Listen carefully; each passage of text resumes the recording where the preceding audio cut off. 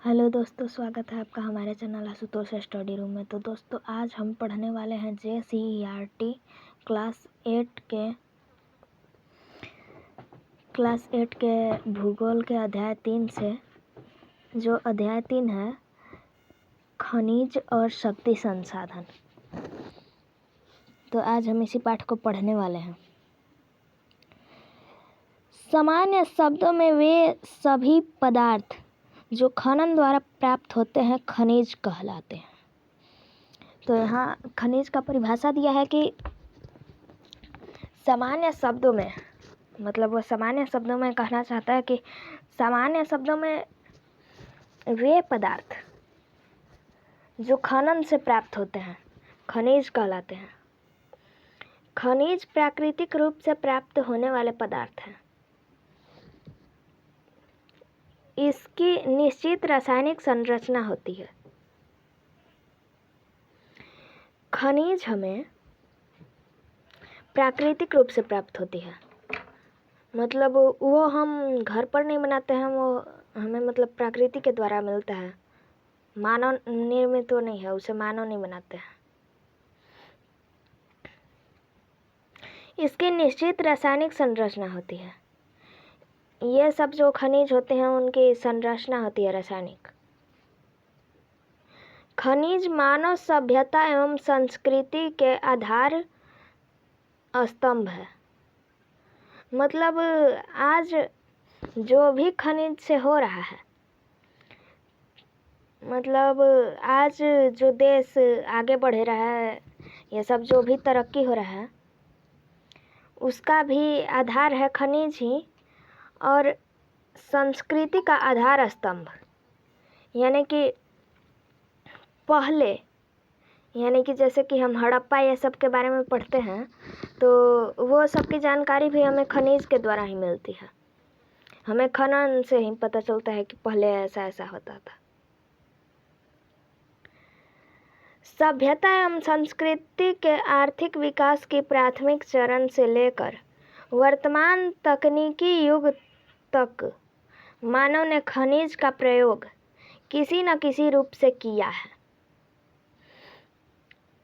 मतलब शुरू से लेकर आज तक लोगों ने किसी न किसी तरीके से खनिज का प्रयोग किया है। आज का युग औद्योगिकी युग है। खनिज संसाधन को आधुनिक औद्योगिकी युग का रीढ़ माना जाता है। मतलब आज ये सब बहुत सारे काम हो रहे हैं, देश आगे बढ़ रहा है, जो भी हो रहा है, मतलब बहुत सारा गाड़ी वाड़ी बन रहा है, गाड़ी तेल से चलती है, तो ये सब का आधार खनिज ही है, क्योंकि खनिज तेल खनिज ही है। खनिज समान रूप से सभी जगह पर वितरित नहीं है। मतलब खनिज का कोई नहीं है ऐसा स्थान कि मतलब वो यहाँ पाया गया तो सब जगह पाया ही जाएगा। अलग अलग चट्टानों में अलग अलग प्रकार के खनिज पाए जाते हैं। हाँ, खनिज अलग अलग चट्टानों में अलग अलग प्रकार के पाए जाते हैं। मतलब ऐसा नहीं है कि खनिज यहाँ पाया गया तो सब जगह पाया जाएगा, यहाँ के सब चट्टान में पाया जाएगा, नहीं, वैसा नहीं है। कुछ खनिज ऐसे क्षेत्रों में पाए जाते हैं जहाँ आसानी से प्राप्त नहीं किया जा सकता है। कुछ खनिज तो ऐसे स्थानों पर पाए जाते हैं जहाँ से कि खनिज को प्राप्त करना बहुत कठिन भी होता है। जैसे महासागरों की तली में। आप सोचिए कि यदि महासागर के तली में कोई खनिज है तो उसे निकालना कितना कठिन होगा।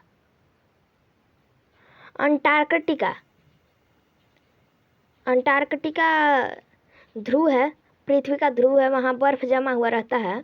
वहाँ जा कर के कौन लाएगा खनिज? तो ये सब वैसे स्थान है जहाँ से कि आसानी से प्राप्त नहीं किया जा सकता है। दुर्गम पहाड़ी क्षेत्र आदि। खनिज प्राकृतिक प्रक्रियाओं के द्वारा अलग अलग दशाओं में निर्मित होते हैं। खनिज प्राकृतिक प्रक्रिया के द्वारा, मतलब हमें कुछ करने से नहीं, प्राकृतिक यदि कुछ करती है, प्रकृति में कुछ होता है तो वो सब प्रक्रिया के द्वारा अलग अलग दशाओं में निर्मित होती है। वे अपने भौतिक गुण जैसे रंग, धात्विक कठोरता और रासायनिक गुण या विलेयता के आधार पर पहचाने जाते हैं। मतलब सब खनिजों में अंतर होता है, तो वो अंतर क्या क्या होता है? रंग, घनत्व, कठोरता और रासायनिक गुण, यही सब सभी में अलग अलग होते हैं। इसी के कारण उनका पहचान किया जा सकता है। खनिजों के प्रकार। खनिज तो बहुत प्रकार के होते होंगे, चलिए पढ़ते हैं। पृथ्वी पर 2800 से अधिक खनिजों की पहचान की गई है, जिसमें से लगभग 100 खनिज ही अयस्क समझे गए हैं। अयस्क, ओरियस। अयस्क वैसे खनिज होते हैं जिसमें धातु की मात्रा अधिक होती है, अर्थात जिसका उपयोग उद्योग में किया जाता है।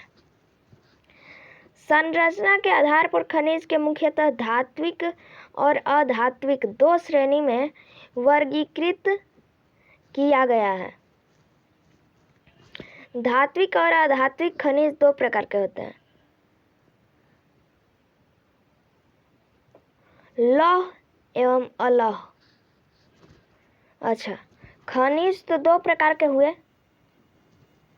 धात्विक और अधात्विक। खनिज से धात्विक और अधात्विक। अब अधात्विक से लौह नहीं, अधात्विक से लौह नहीं होगा, धात्विक से लौह और धात्विक से ही अलौह भी। तो ऐसे हैं। अब चलिए आगे पढ़ते हैं। जिन खनिजों में धातु की मात्रा पाई जाती है धात्विक खनिज कहते हैं। धात्विक खनिज में धातु कच्चे रूप में होते हैं। धातुएं कठोर पदार्थ हैं जो विद्युत एवं ऊष्मा का सुचालक है। इसमें चमक होती है। हम विज्ञान में पढ़े हैं कि धातु के कुछ मतलब धातु की पहचान कैसे की जाती है। तो धातु कठोर होते हैं, उसमें विद्युत और ऊष्मा की सुचालकता होती है, उनमें चमक होती है।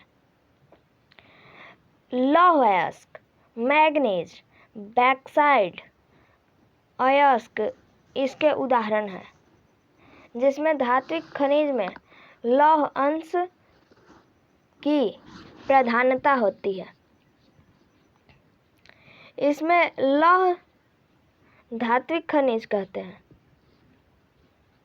जैसे लोहा, लौह अयस्क, मैग्नीज इत्यादि।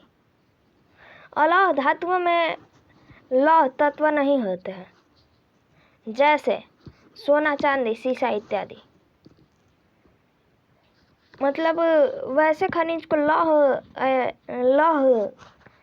कहते हैं जिससे हम लोहा बनाते हैं, जिसके द्वारा लोहा बनाया जा सकता है। और वैसे जिसमें कि लोहा का अंश नहीं होता है उसे अलौह अयस्क कहते हैं। जिन खनिजों में धातु पाई जाती है उसे धात्विक खनिज कहते हैं। चूना पत्थर, अबरक, जिप्सम इन खनिजों के उदाहरण हैं। अच्छा, जिन खनिजों में धातु नहीं पाई जाती है इसे अधात्विक खनिज कहते हैं। तो चूना पत्थर में धातु नहीं पाया जाता है, अबरक में नहीं पाया जाता है, जिप्सम में भी नहीं पाया जाता है। ये इन खनिजों के उदाहरण हैं। खनिज ईंधन जैसे कोयला और पेट्रोलियम भी अधात्विक खनिज है। कोयला, पेट्रोलियम ये सब धातु थोड़े ना है, लेकिन इनके जलने से ऊर्जा की प्राप्ति होती है, अतः इसे ऊर्जा खनिज भी कहा जाता है। अच्छा, ईंधन जो है जैसे कि कोयला, पेट्रोल, डीजल, ये सब जो हैं ये सब ऊर्जा खनिज में आते हैं, क्योंकि इसे जलाने से हमें ऊर्जा प्राप्त होती है। पृथ्वी की सतह के अंदर दबी सैलों से खनिज को बाहर निकालने की प्रक्रिया खनन कहलाती है। खनन किसे कही जाती है? तो पृथ्वी के अंदर दबे सैलों से खनिज तो आप जान ही गए होंगे अब तक। खनिजों के बाहर निकालने की प्रक्रिया खनन कहलाती है। खनिजों को खनन, प्रवेधन एवं आखनन विधि द्वारा निकाला जाता है।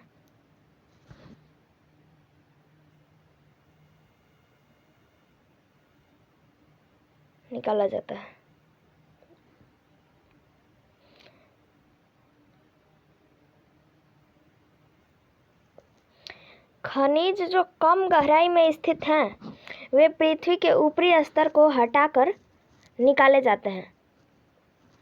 विवृत खनन या खुला खनन कहलाते हैं। जैसे कि वैसे खनिज जो कि ज़्यादा अंदर नहीं है, ऊपर में ही है, तो वैसे खनिजों को निकालने की प्रक्रिया को विवृत खनन या खुला खनन कहते हैं। अधिक गहराई में स्थित खनिज निक्षेपों तक पहुंचने के लिए गहन वेधन विधि अपनाई जाती है। अधिक गहराई में स्थित खनिज, जो कि मतलब बहुत गहराई में नीचे हो, निक्षेपों तक पहुंचने के लिए गहन वेधन विधि अपनाई जाती है। इसे कुंभकी खनन भी कहते हैं।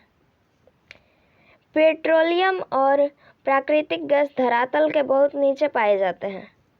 इसे निकालने के लिए गहन कूपों की खुदाई की जाती है। इसे प्रवेधन कहते हैं। सतह के निकट स्थित खनिजों को जिस प्रक्रिया द्वारा आसानी से खोद कर निकाला जाता है, उसे आखनन कहते हैं।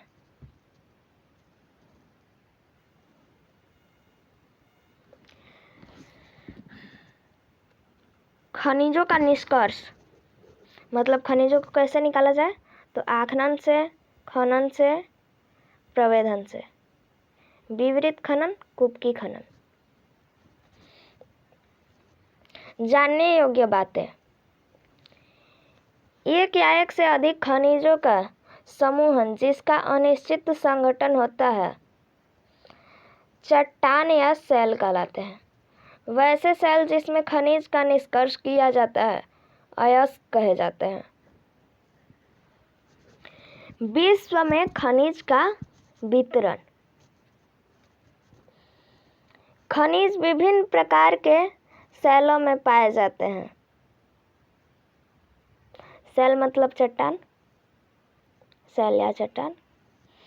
धात्विक खनिज मुख्यतः आग्नेय तथा कायांतरित सेल समूह में पाए जाते हैं, जबकि अवसादी सेल समूहों में अधात्विक खनिज एवं ईंधन खनिज की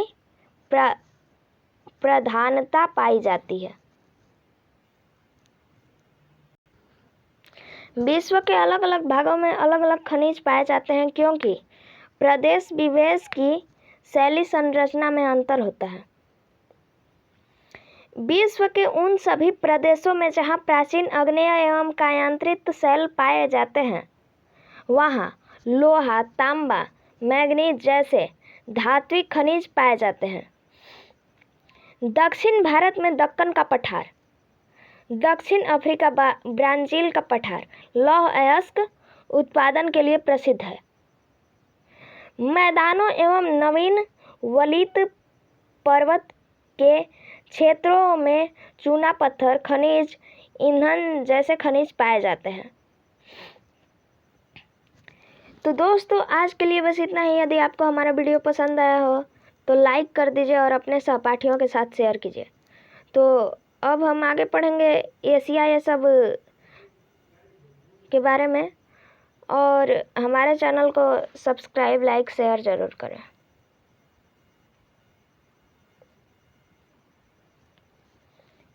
धन्यवाद।